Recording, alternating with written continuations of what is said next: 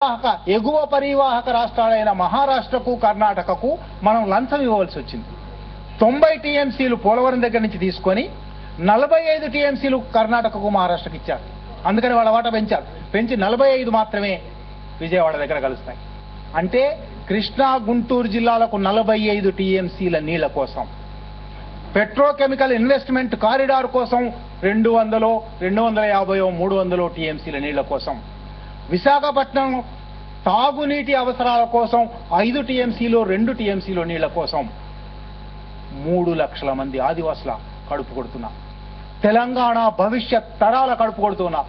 అందువల్ల పోలవరం ఆనకట్ట ఎట్టి పరిస్థితిలోనూ వ్యతిరేకించవలసినది. అది బిల్లులోకి ఎంత మాత్రం రావడానికి వీల్లేదు. ఇవి చర్చించవలసిన విషయం. ఇంకా వివరంగా మాట్లాడుకోవాలంటే ఇంకా చాలా ఉన్నాయి. అన్ని వివరాల్లోకి నేను పోను. కానీ పార్లమెంట్లో కానీ అసెంబ్లీలో కూడా వీటిని చర్చిస్తే ప్రయోజనం ఉంటుందని కాదు. కానీ ఈ ప్రాంత ప్రజల ప్రయోజనాల పట్ల ఇక్కడి శాసనసభ్యులకు నెనరు ఉంది అని తెలవడానికైనా వాళ్ళు మాట్లాడి ఉండవలసింది. వాళ్ళకి నెనరు లేదని చాలా స్పష్టంగా రుజువు చేసుకున్నారు. వాళ్ళకి ఈ ప్రజల ప్రయోజనాలు పట్టవు అని స్పష్టంగా రుజువు చేసుకున్నారు. అక్కడి ప్రాంత ప్రజాప్రతినిధులు అక్కడి ప్రాంత ప్రజల గురించి కూడా మాట్లాడలేదు. మొత్తం మీద ఒకరి మీద ఒకరు దూషణ భూషణలతో, అనవసరమైన వివాదాలతో ఈ 42 రోజులు మొదలిచ్చారు. తర్వాత మళ్ళీ ఇంకొక వారం పెంచారు. 49 రోజులు ఇస్తే డిసెంబర్ 12 నాడు వచ్చింది. అప్పటికి శాసనసభ అమల్లో ఉంది. వెంటనే దాన్ని బిల్లుకు తీసుకోవచ్చు, వెంటనే చర్చ ప్రారంభించవచ్చు. చర్చ ప్రారంభమైందా లేదా కూడా చాలా చర్చ జరిగింది. ఆనాటి శాసనసభ వ్యవహారాల మంత్రి నేను బిల్లు ప్రవేశపెట్టినట్టే అన్నాడు. కాదు, ప్రవేశపెట్టినట్టు కాదు అన్నారు. ఈలోగా క్రిస్మస్ సెలవులు వచ్చాయి. ఆ తర్వాత సంక్రాంతి సెలవులు వచ్చాయి. క్రిస్మస్ సెలవులకు సంక్రాంతి సెలవులకు మధ్యలో ఒక వారం రోజులు దీని మీద చర్చ చేస్తామన్నారు. వారం రోజులు అసలు చర్చే ప్రారంభం కాలేదు. బిల్లు ప్రవేశపెట్టడం మాత్రమే జరిగింది. సంక్రాంతి సెలవులు అయిపోయిన తర్వాత చర్చ మొదలు పెట్టారు. ఇప్పుడు వారం గడిచిన తర్వాత ప్రతి ఒక్కడు నేను మాట్లాడతాను, 2 నిమిషాలైనా సరే, 3 నిమిషాలైనా సరే, 5 నిమిషాలైనా సరే అంటున్నారు. ఇంకా 4 రోజులు ఉన్నాయి. 4 రోజుల్లో ఉన్న వాళ్ళందరూ మాట్లాడాలంటే తలా 12 నిమిషాలు వస్తుంది. అది కూడా రాకపోవచ్చు. కనుక ఇక్కడ ఏం చర్చ జరుగుతుందని కాదు, తెలంగాణ సమాజం ఇవి చర్చించవచ్చు.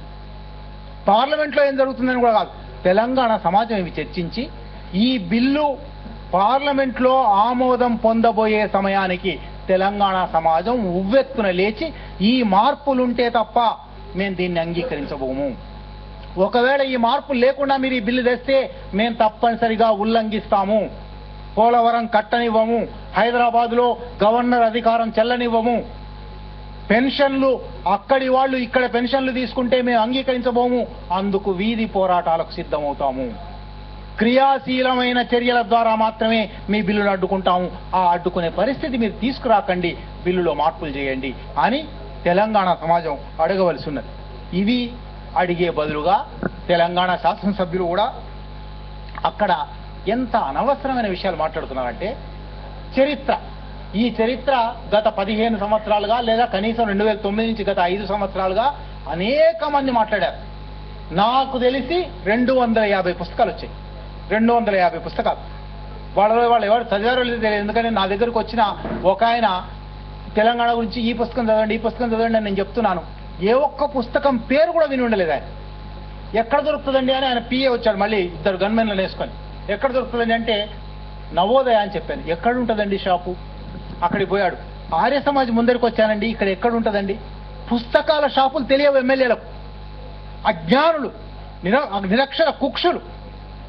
ఇంత చేసి ఆయన పేరు చెప్పడం భావ్యం కాదని అప్పటి నుంచి చెప్పలేదు. ఇంత నా దగ్గర 1 గంట ట్యూటరింగ్ తీసుకొని పిఏ నా దగ్గరకు వచ్చి 4 సార్లు పుస్తకాల షాపులు తిరిగి పుస్తకాలు కొని తీసుకుపోయిన ఆయన మా నాయకుడు అంబేద్కర్ కన్నా మించిన వాడు అని వాళ్ళు మాట్లాడుతున్నాడు. అసలు విషయాలు ఏమీ లేవు. ఇంత దుర్మార్గమైన శాసనసభ్యులతో ఏమి చర్చలు చేస్తారు? వాళ్ళు ఏం చర్చలు చేస్తారు? వాళ్ళు ఏం మాట్లాడతారు? మీరు సాకే శైలజానాథ్ ఉపన్యాసం, పయ్యావుల కేశవ్ ఉపన్యాసం, నల్లారి కిరణ్ కుమార్ రెడ్డి ఉపన్యాసం ఒకసారి విని తీరాలి. ఎంత అజ్ఞానులు, ఎంత దుర్భేద్యమైన అజ్ఞానం ఉన్నవాళ్ళు మనను పాలిస్తూ ఉన్నారు. తెలంగాణలో కనీసం గత 10-15 సంవత్సరాల భావజాల వ్యాప్తి వల్ల ప్రతి ఒక్కరికి కొన్ని పేర్లు తెలుసు, కొన్ని అంకెలు తెలుసు, కొంత చరిత్ర తెలుసు. మాడపాటి హనుమంతరావు గారు ఆంధ్ర పితామహ అని పేరు పెట్టుకొని ఇక్కడ ఆంధ్ర మహాసభ నడిపి హైదరాబాద్ రాష్ట్రంలో జాతి పునరుజ్జీవనానికి ఎటువంటి దోహదం చేశాడో తెలుసు. మాడపాటి పేరే ఆయన ఎన్నడూ వినుండలేదు. ఆయన ఈ రాష్ట్రానికి ముఖ్యమంత్రి. మండపాటి అని చదువుతాడు. భాషా ప్రయుక్త రాష్ట్రాలు అనే మాట గత 20 సంవత్సరాల చర్చలో లక్షల సార్లు వచ్చింది. ఆయనకు భాషా ప్రయుక్త అనే మాట తెలియదు. భాషా సంయుక్త రాష్ట్రాలు అంటే ఇంత దుర్మార్గం, ఇంత అజ్ఞానం, ఇంత నిరక్షర కుక్షిత్వం. ఈయంతో ఇక చరిత్రలో చెప్పారు. ఆయన 1908 నుంచి మొదలుపెట్టి 56 దాకా ఇదంతా బాగానే ఉంది. మద్రాసు రాష్ట్రం నుంచి ఆంధ్ర రాష్ట్రం విడిపోయిన చరిత్ర చెప్తే మాకేం ప్రయోజనం? నువ్వు మాట్లాడవలసి ఉంటే 56 నుంచి ఏం అన్యాయం జరగలేదు మీకని లెక్కలు చెప్పు. ఆ లెక్కలు కూడా పచ్చి అబద్ధం. ప్రతి ఒక్క అంకెను, ప్రతి ఒక్క పదాన్ని ఖండించే ఒక పరిస్థితి. మీరందరూ మీరు కొందరైనా చూసుంటారు, వినుంటారు. ఆయన మాట్లాడతాడు, ఒక్క రాష్ట్రం ఉన్నందువల్లనే కృష్ణానదికి వచ్చిన వరదలను ఆపగలిగాం. అంటే ఆయన లెక్క ప్రకారం భాషా ప్రయుక్త రాష్ట్రం కూడా పక్కన పెట్టాడు. నదీ రాష్ట్రాలు ఏర్పడాలి. ఒక నది ఎంత దూరం పోతే అంత ఒకటే రాష్ట్రం ఉండాలి. ఎందుకంటే వరద వస్తే ఆపలేం కదా. ఇంత కనుక శాసనసభ మీద, చట్టసభల మీద నాకు ఎప్పుడు గౌరవం లేదు. లేని మాటను పూర్తిగా విశ్వసించేవాడిని నేను. అది పందుల దొడ్డి, అది బాతాఖాని క్లబ్.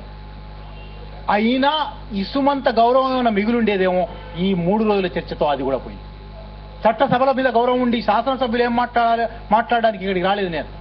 మనమేం మాట్లాడాలి, మనం ఏం ఆలోచించాలి? బిల్లు వచ్చి డిసెంబర్ 12 నాడు బిల్లు అచ్చయి వచ్చింది. నెట్ మీద అవైలబుల్గా ఉంది. నా దగ్గర కాపీ ఉన్నది. కాపీలో నా అండర్లైన్, నా నోట్స్ ఉన్నాయి. ఎవరైనా కావాలంటే తెలంగాణ సమాజంలో బుద్ధిజీవులు, విద్యావంతులు ఎంతమంది ఈ బిల్లు చదివారు? ఇది మనందరి బాధ్యత కదా. శాసనసభ్యుల బాధ్యతనా, పార్లమెంట్ సభ్యుల బాధ్యతనా? వాళ్ళు ఎంత దొంగలో, వాళ్ళ ప్రయోజనాలు ఏమిటో, వాళ్ళ సప్రయోజనాలు ఏమిటో, వాళ్ళ స్వార్థ ప్రయోజనాలు ఏమిటో మనకు అడుగడుగున అనుక్షణం కనబడుతూ ఉంది కదా. మనం ఏం చేస్తూ ఉన్నాం?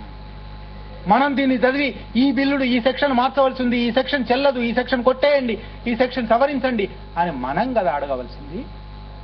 తెలంగాణ సమాజం కదా అడగవలసింది. తెలంగాణ బుద్ధిజీవులు కదా అడగవలసింది. మనం ఏం చేశాం? నలమాస్ కృష్ణ ఆత్మవిమర్శ చేసుకోవాలన్నాడు. ఈ ఆత్మవిమర్శ మనందరం చేసుకుంటాం. తెలంగాణ సమాజం నిజానికి 170 మంది 6 కాలం కష్టపడి ఇవన్నీ ఆలోచించే శక్తిలో లేరు. ఇవాళకి తెలంగాణ జనాభాలో 54% 50% నిరక్షరాస్యులు. ఇవి చదివే అవకాశం కూడా లేదు. మనం కదా ఇవి చదువుతున్న వాళ్ళం, ఆలోచిస్తున్న వాళ్ళం, మాట్లాడగలిగే వాళ్ళం. మనం ఏమి చేస్తూ ఉన్నాము? శాసనసభ్యులకు చెప్పడం ఒక బాధ్యత అయితే కావచ్చు, కానీ శాసనసభ్యుల కన్నా మించిన బాధ్యత మనందరిది. అనధికార శాసనకర్తలం మనం, ప్రజలు. Eternal vigilance is the price of democracy అని నిరంతర జాగరూకత వహించవలసిన తెలంగాణ సమాజానికి ఇవాల్టికైనా అప్పీల్ చేయవలసింది. ఎందుకంటే ఇంకా 15 రోజుల సమయం ఉంది. పార్లమెంట్లో చర్చకు రావడానికి 15 రోజుల సమయం ఉంది. పార్లమెంట్లో చర్చకు వచ్చేలోపు నిజానికి give the devil it's due అని, దయ్యానికి కూడా దాని స్థానం, దాని పాత్ర దానికి ఇవ్వాలని కొన్ని పార్టీలు, వాటిని మనం ఎంత విమర్శించినప్పటికీ, ఏ బిల్లుకు ఏ సవరణ రావాలి ఒక చట్టం ఒక పత్రాలు తయారు చేస్తున్నాయి. కనీసం నాకు తెలిసి 3 పార్టీలు తయారు చేస్తున్నాయి. ఆ పత్రాలు చాలా సమగ్రంగానే తయారై ఉన్నాయి. ఆ పత్రాలైనా పార్లమెంట్లో చర్చకు వచ్చేలా చేసి, ఆ పత్రాలలో సూచించిన సవరణలైనా బిల్లుకు వచ్చేలా చేసి, తత్ఫలితంగా మనం కలలుగంటున్న తెలంగాణ సమాజం కలలుగంటున్న తెలంగాణ, సుభిక్షమైన తెలంగాణ, సుఖశాంతుల తెలంగాణ. మన జాతీయ గీతంలో రాసుకోవడానికి, ఊరికే రాసుకోవడానికి కాదు, అది ఒక కళ. ఆ కళను ఎట్లా సాకారం చేసుకుంటాము? ఆ సాకారం అయ్యే క్రమంలో బిల్లు తప్పనిసరిగా ఒక అడ్డంకి, బిల్లు తప్పనిసరిగా ఒక దాటవలసిన అడ్డంకి. ఈ అడ్డంకిని ఎట్లా మారుస్తాము, ఎట్లా తగ్గిస్తాము, ఎట్లా సవరిస్తాము మన చేతుల్లోనే ఉంది. ఇప్పటికైనా సమయం మించిపోలేదు. ఇప్పటికే ఎక్కువసేపు తీసుకున్నాను, క్షమించాం.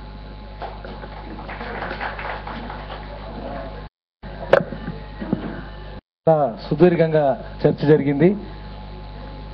చాలా అనేక